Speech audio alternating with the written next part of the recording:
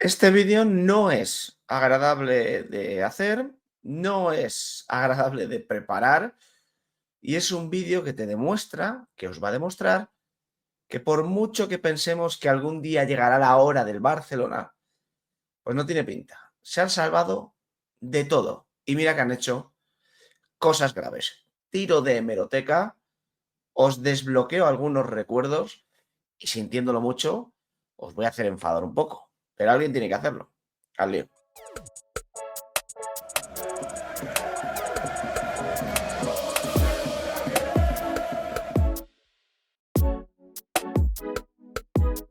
¿Qué tal, familia? ¿Cómo estáis? Me encuentro dopadísimo de medicina, preparado para hacer un nuevo vídeo, nada que ver con el análisis de portadas de esta mañana, que lo he hecho medio muerto, y lo cierto es que este vídeo es de esos vídeos que no va a gustar, pero que espero que le deis cariño, evidentemente, claro, que le deis mucho like, que lo compartáis. Esto casi nunca lo pido, pero este sí porque tiene trabajo. He tirado de hemeroteca, he buceado en la historia reciente del Fútbol Club Barcelona, lo que ha ocurrido en este siglo XXI, porque claro, después de lo que pasó con el tema de la cautelar, existe la sensación como que es que siempre tiene alguna escapatoria, ¿no? Bueno, pues sí, sí. Esta gente siempre tiene alguna escapatoria. Y repito, me he centrado en el siglo XXI. Siglo XXI, no he mirado más allá, o sea, no he querido mirar los 90, los 80, Franco, por cómo salvó al propio Fútbol Club Barcelona, y voy a ir soltándoos aquí, sin ningún tipo de orden cronológico ni nada, los escándalos que ha ido protagonizando el Fútbol Club Barcelona y cómo se ha ido salvando de ellos. Hay algunos que os van a sonar y hay otros que no recordabas, pero que han estado ahí y cuando los veas dirás, hostia, es verdad que esto pasó y quedó en la nada. Obviamente el primero, el más reciente, con este comunicado del CSD en el que podemos leer lo que nos llamó a todos, ¿no? Supongo, la atención en el párrafo este de el Barcelona y sus jugadores están inmersos en la Supercopa de España, primer título oficial de la temporada, de visibilidad y repercusión mundial y en el que solo participan los equipos que han tenido mejor rendimiento en las competiciones nacionales en el curso anterior. El CSD considera que la no adopción de la medida cautelar causaría un perjuicio económico y deportivo grave para el club y sobre todo para los futbolistas. Esto, repito, ha sido lo más reciente. El CSD, el gobierno de España, salvando el culo al Barcelona con una cautelar porque, hombre, es que fíjate el perjuicio económico y deportivo para esta entidad. No nos lo podemos permitir. Hace muchos años, repito que ya empezamos a sacar la hemeroteca, hay muchos ejemplos, poneros cómodos. Hace muchos años sucedió esto que ya estáis viendo en pantalla. El lanzamiento del cochinillo a Figo en el Camp Nou. Eso fue en el año 2000. En noviembre del año 2000 le lanzaron una botella de whisky y una cabeza de cochinillo. Fue el 23 de noviembre, no fue del 2000, sino del 2002, y dicen que el jugador portugués pasó una de sus peores noches dentro de la carrera deportiva que tenía y el Camp Nou vivió uno de sus mayores bochornos. Lo de la cabeza de cochinillo ya es grave, ya es grave. Pero lo de lanzarle una botella de cristal, que le podía haber hecho una avería muy gorda, eso también trajo cola. Y además en el Camp Nou, que son expertos en este tipo de historias, porque a Roberto Carlos le abrieron la cabeza con un mechero. Bueno, pues como luego la resolución de todo esto llegó tarde y tal, no hubo clausura del Camp Nou.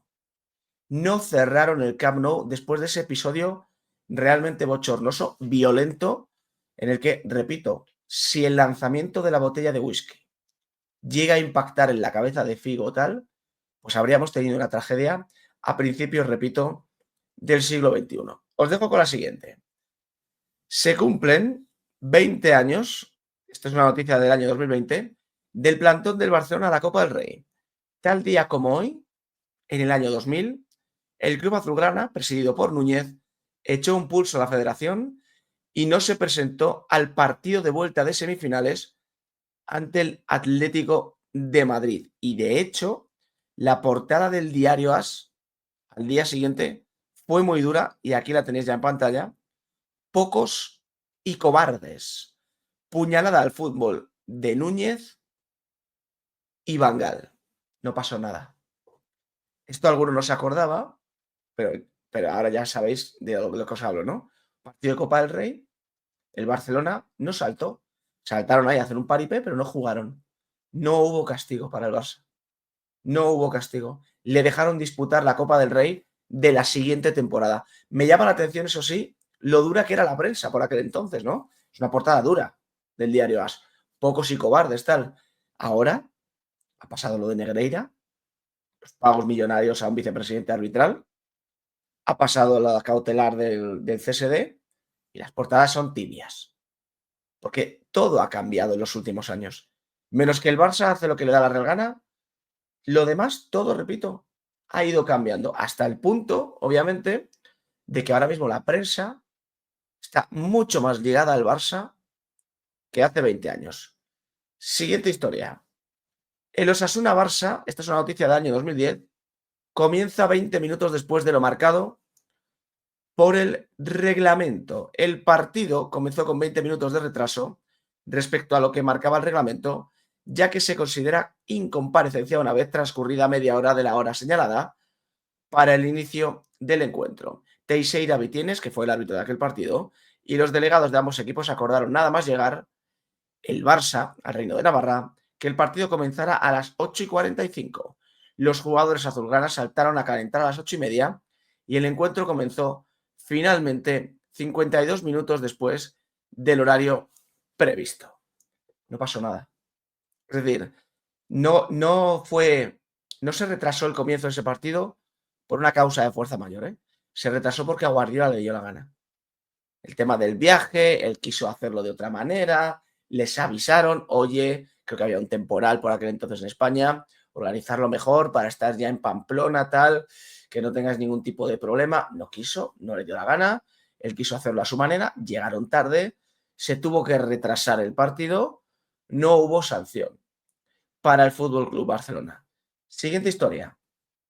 Jaume Roures, de Laval a la palanca. El empresario catalán ha salido al rescate en dos momentos clave de la segunda etapa de Joan Laporta al frente del Barça. A través de Orpheus Media, Roures ha comprado el 24,5% de Barça Studios por 100 millones de euros. Supongo que esto sí que os acordáis, ¿no? Esto es mucho más reciente. Jaume Roures, el capo de MediaPro, el jefe del tema audiovisual en España durante muchos años, de repente, avalista de Laporta, palanquista del Fútbol Club Barcelona, aunque lo de la palanca va a traer cola, obviamente. Es un conflicto de intereses bestial. El hombre que manda en el fútbol español en el tema audiovisual, ayudando al Barça desde dentro del propio Fútbol Club Barcelona, tampoco pasó nada. Ni con Jaume Roures, ni con el Fútbol Club Barcelona. Se dio por hecho que, bueno, pues que esto tenía que suceder, pero yo siempre digo lo mismo. Si el día de mañana el jefe de las televisiones se pone a avalar a Florentino o a activar palancas del Real Madrid, no se diría lo mismo que se está diciendo en este caso. Siguiente historia.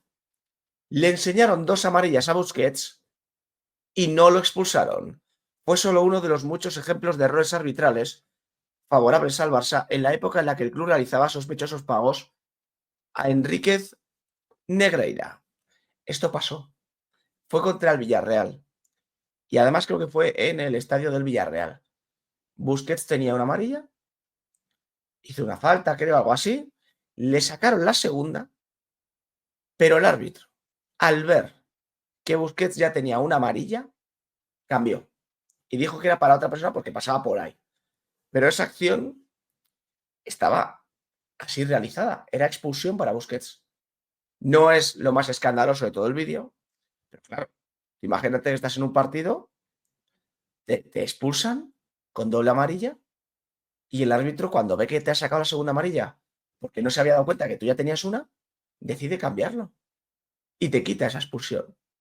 Evidentemente es pues, jugar con las cartas marcadas y, como bien dicen aquí, en esos años el Barça le estaba pagando al vicepresidente arbitral. Y como le estaba pagando al vicepresidente arbitral, pues pasaban cosas en el arbitraje. Siguiente historia. El Barça demandará al Ibero por el impago de 40 millones del 10% de Barça Visión. ese dinero era parte fundamental para la salida a bolsa de Barça Media. Esto también es bastante reciente.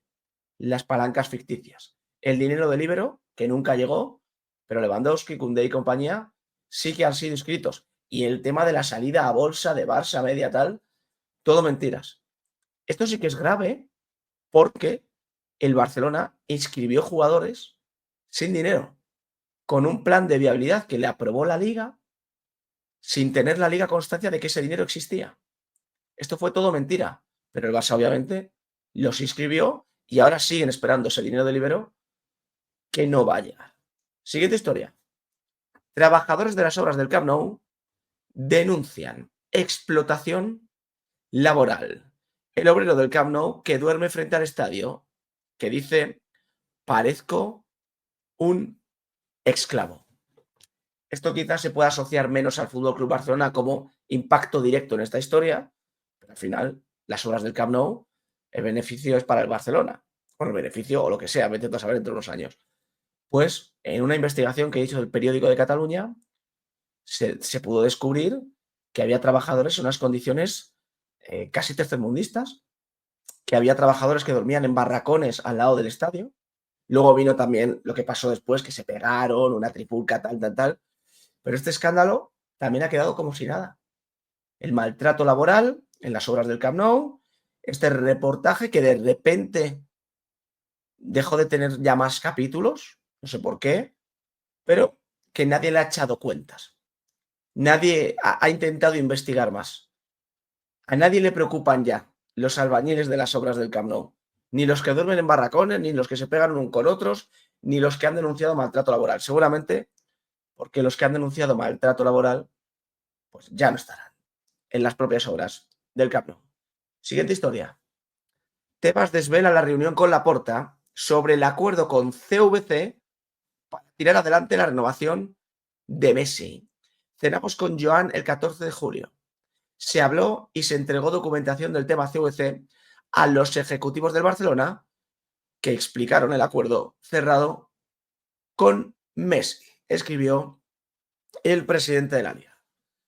Este no es tan reciente como los últimos, pero es bastante reciente.